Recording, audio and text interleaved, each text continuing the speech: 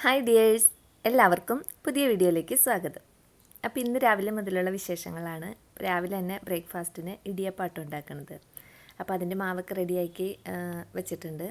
പിന്നെ ഇനി അത് പിഴിഞ്ഞുകൊണ്ടിരിക്കുകയാണ്. അപ്പോൾ ഞാൻ ഇടിയപ്പം ഉണ്ടാക്കിക്കൊണ്ടിരിക്കുമ്പോൾ നമ്മുടെ ഫ്രണ്ട് ആതിരേനെ ഓർത്തുട്ടോ. അപ്പോൾ ഇതിനു മുമ്പ് ഞാൻ ഇടിയപ്പം ഉണ്ടാക്കിയിട്ട വീഡിയോയിൽ ആതിര കമൻറ്റ് ഇട്ടിട്ടുണ്ടായി, ഞാൻ ഇടിയപ്പം ഉണ്ടാക്കുമ്പോൾ നല്ലൊരു മോട്ടിവേഷൻ കിട്ടാറുണ്ട്, അപ്പോൾ തന്നെ ഇടിയപ്പം ഉണ്ടാക്കണമെന്ന് തോന്നാറുണ്ട് എന്നൊക്കെ പറഞ്ഞു. അപ്പോൾ കമൻറ്റ് വായിച്ചപ്പോൾ എനിക്ക് ഒരുപാട് സന്തോഷം തോന്നി കേട്ടോ. അപ്പോൾ നമ്മൾ എവിടെയൊക്കെയോ ഇരിക്കണം നമ്മുടെ ഫ്രണ്ട്സാണല്ലേ, ഒട്ടും നമ്മൾ കണ്ടിട്ടില്ല അറിഞ്ഞിട്ടില്ല, പക്ഷേ നമുക്കിങ്ങനെ ഒരു കമൻറ്റുകളിലൂടെയാണ് നമ്മൾ എല്ലാവരെയും അറിയേണ്ടത്. അപ്പോൾ നമ്മുടെ യൂട്യൂബിലുള്ള എല്ലാ ഫ്രണ്ട്സിനെയും അങ്ങനെ തന്നെ കേട്ടോ. ഓരോരുത്തരെയും മുഖം കാണിച്ച് വീഡിയോ ചെയ്യണവരും കാണിക്കാതെ വീഡിയോ ചെയ്യണവരും ഒക്കെ ഉണ്ടല്ലോ. അപ്പോൾ ഈ മുഖം കാണിച്ച് വീഡിയോ ചെയ്യണവരെ നമുക്കറിയാം, അവരുടെ നമ്മൾ കണ്ടുകൊണ്ടിരിക്കുകയാണ്.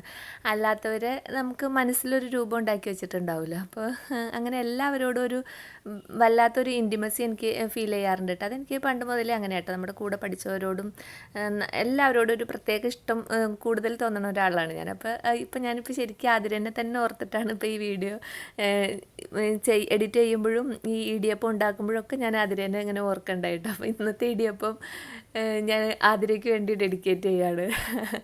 അപ്പോൾ ഇടിയപ്പമൊക്കെ അങ്ങനെ പിഴിഞ്ഞ് വെച്ചിട്ടുണ്ട്. പിന്നെ ആദ്യത്തെ ട്രിപ്പ് വേവിച്ചിട്ട് ബാക്കി ഞാൻ ആ ചൂടോടുകൂടി തന്നെ പിഴിഞ്ഞ് വേറെ പാത്രത്തിലേക്ക് വെച്ചിട്ടു. അല്ലെങ്കിൽ ഇനി ചൂടനെ തന്നെ നമ്മൾ ചെയ്താലാണ് പെട്ടെന്ന് അത് നമുക്ക് ചെയ്യാൻ പറ്റുള്ളൂ. അല്ലെങ്കിൽ കുറച്ച് കഴിയുമ്പോഴത്തേനും മാവ് ഒന്നുകൂടി ഒരു ഹാർഡായി പോകും. അപ്പോൾ നമുക്ക് കുറച്ച് ടൈറ്റായി പോകും. അപ്പോൾ അതിന് മുമ്പ് ഇപ്പോൾ ചെയ്യുകയാണെങ്കിൽ പെട്ടെന്ന് എല്ലാ പാത്രത്തിലും ഞാൻ അങ്ങോട്ട് ആക്കി വെച്ചേക്കും. അല്ലെങ്കിൽ ഞാൻ വാഴയില വെട്ടിക്കൊണ്ടുവന്നിട്ട് അതിലേക്ക് അങ്ങനെ ആക്കി വെച്ചേക്കും കേട്ടോ. അത് കഴിഞ്ഞിട്ട് അടുത്തത് ഓരോ ട്രിപ്പ് വേവണനുസരിച്ച് മാറ്റി മാറ്റി വെച്ച് കൊടുക്കും. അങ്ങനെയാണ്.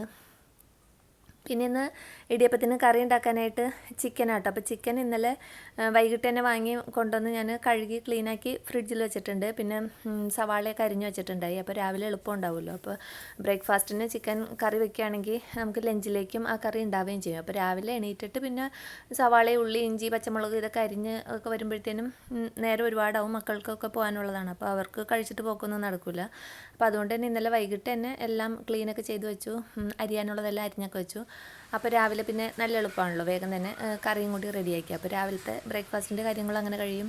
ഉച്ചയ്ക്ക് പിന്നെ ലഞ്ചിനും കറി ഉണ്ടാക്കുന്ന ടെൻഷൻ അതും കിട്ടി. അങ്ങനെ ഇന്നത്തെ കാര്യങ്ങൾ അങ്ങനെ ഒതുങ്ങിയിട്ടുണ്ട് രാവിലെ. പിന്നെ ഞാൻ കുറച്ച് തുണിയൊക്കെ അലക്കാനെന്ന് വിചാരിച്ച് മുറ്റത്തേക്ക് ഇറങ്ങിയതാട്ടോ. അപ്പോൾ ഇവർ ബ്രേക്ക്ഫാസ്റ്റ് കഴിച്ച് കഴിഞ്ഞിട്ട് ഹസ്ബൻഡ് മുറ്റത്തുള്ള കാടും പടലയൊക്കെ വെട്ടാനൊക്കെ ആയിട്ട് വീണ്ടും പോയിട്ടുണ്ട്. അപ്പോൾ വെട്ടിയപ്പോൾ കിട്ടിയ പൂവാട്ടോ ഇതൊരു ചെടി നമ്മുടെ മതിലരികത്ത് നിൽക്കുന്നതാണ്. അപ്പോൾ അതിൻ്റെ ഇത് ഇതിൽ വർഷത്തിലും ഒരു പ്രാവശ്യം മാത്രമാണ് പൂ ഉണ്ടാവുള്ളൂ. എപ്പോഴും പൂ ഉണ്ടാവുന്ന ചെടിയല്ല. അപ്പോൾ ഇപ്പോൾ ഇത് പൂക്കേണ്ട സമയമായിരുന്നു. പക്ഷേ ഇതിൻ്റെ മുകളിലേക്ക് ഇങ്ങനെ കുറേ വള്ളിപ്പടർപ്പുകളൊക്കെ പടർന്ന് കയറിയിട്ട് ചെടി ഏതാ പൂ ഏതാണെന്ന് അറിയാതെ ഇങ്ങനെ കാടായിട്ട് നിൽക്കണ്ടായിട്ടോ. അപ്പോൾ മഴയായതുകൊണ്ട് തന്നെ വള്ളികളൊക്കെ പെട്ടെന്ന് അങ്ങോട്ട് പടരും. അപ്പോൾ ഇതാട്ടോ അതിൻ്റെ പ്ലാന്റ്. അപ്പോൾ ആ ചെടി ഇങ്ങനെ വെട്ടി കളഞ്ഞതാണ്. അപ്പോൾ ഇനി അത് പൊടിച്ച് വന്നോളും. അപ്പോൾ ഞാൻ അതിൻ്റെ പൂ കളയണ്ടെന്ന് വിചാരിച്ച് പൂ പൊടിച്ച് കൊണ്ടുവന്ന് വെച്ചതാണ്. അപ്പോൾ മോൾ ഇനി അതൊരു ബൗളിൽ വെച്ചിട്ട് നമ്മുടെ ഡൈനിങ് ടേബിളിൽ കൊണ്ടുവയ്ക്കാമെന്ന് പറഞ്ഞിട്ട് ബൗൾ അവിടെ ക്ലീൻ ചെയ്തുകൊണ്ടിരിക്കുന്നുണ്ട് കേട്ടോ. അപ്പോൾ അത് കണ്ടപ്പോൾ ഞാനൊന്ന് വീഡിയോ എടുത്തതാണ്. പിന്നെ ഞാൻ ഉച്ചയ്ക്ക് ഇന്ന് ഉണ്ടാക്കണത് കറി ഉണ്ടല്ലോ. അപ്പോൾ പിന്നെ കായ ഇരിപ്പുണ്ടായി, അതൊന്ന് മെഴുക്ക് വരട്ടിയാക്കാം.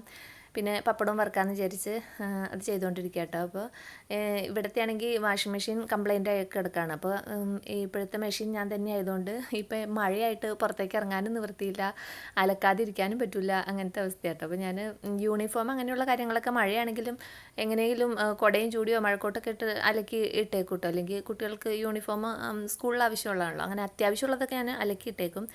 അത്യാവശ്യം ഇല്ലാത്തതൊക്കെ അങ്ങനെ കിടന്നിട്ട് ഇപ്പോൾ കുറേ ആയിട്ടുണ്ട്. അപ്പോൾ അതിനിടയ്ക്ക് ഞാൻ അലക്കാനൊക്കെ പോയിട്ടുണ്ടായി.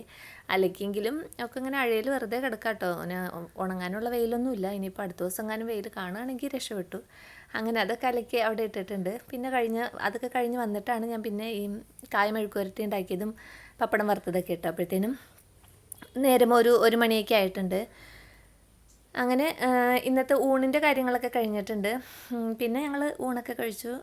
പിന്നെ കുറേ സമയം റെസ്റ്റൊക്കെ എടുത്ത് ടി വി ഒക്കെ കണ്ടു, അങ്ങനെയൊക്കെ ഇരുന്നു കേട്ടോ. പിന്നെ ഇന്ന് വൈകിട്ട് കപ്പ വാങ്ങിയിട്ട് വന്നിട്ടുണ്ടായി. അപ്പോൾ എന്നാൽ വൈകിട്ടത്തേക്ക് കപ്പ ഉണ്ടാക്കാമെന്ന് വിചാരിച്ച് ഞാൻ ഈ ടി വി കണ്ടുകൊണ്ടിരിക്കുമ്പോൾ തന്നെ കപ്പയുടെ തോലൊക്കെ കളഞ്ഞു വെച്ചിട്ടുണ്ടായി.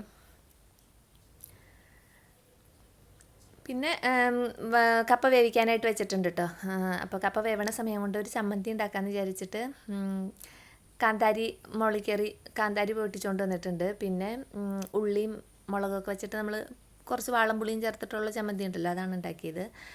ഇനി അതിലേക്ക് കുറച്ച് പച്ചവെളിച്ചെണ്ണയും കൂടി ഒഴിച്ചു കൊടുത്താൽ അടിപൊളിയാവും. അപ്പോൾ ഇപ്പോൾ കിട്ടണ ഉള്ളിയാണെങ്കിൽ സവാളേനേക്കാളും വലിപ്പമുള്ള ഉള്ളി കേട്ടോ. അപ്പോൾ അതുകൊണ്ട് തന്നെ ഉള്ളി നമുക്ക് അല്ലെങ്കിൽ ഉള്ളി പൊളിക്കലൊരു ഭയങ്കര ജോലിയാണ്. ഇതിപ്പോൾ 2-3 ഉള്ളി പൊളിച്ചാൽ തന്നെ അതിനകത്തുനിന്ന് നന്നായിട്ട് കിട്ടും. ഒരു ചമ്മന്തിക്കൊക്കെ 2 ഉള്ളി തന്നെ മതി. 2 ഉള്ളി അധികമാണ് ഒരു ചെറിയ ഫാമിലി ആണെങ്കിൽ. അപ്പോൾ ചമ്മന്തിയൊക്കെ റെഡിയാക്കിയിട്ടുണ്ട്. പിന്നെ കട്ടൻ ചായ ഇട്ടിട്ടുണ്ട്. അപ്പോൾ കപ്പ പുഴുങ്ങിയതും ചമ്മന്തിയും കട്ടൻ ചായയും മഴയും ഒക്കെ ആസ്വദിച്ച് ഞങ്ങൾ ചായ കുടിക്കട്ടെ. അപ്പോൾ ഇന്നത്തെ വിശേഷങ്ങളാണിതൊക്കെ. വീണ്ടും അടുത്ത വീഡിയോയിൽ അടുത്ത വിശേഷങ്ങളുമായിട്ട് വരാം. അതുവരേക്കും എല്ലാവർക്കും നല്ലൊരു ദിവസം ആശംസിക്കുന്നു. Thanks for watching.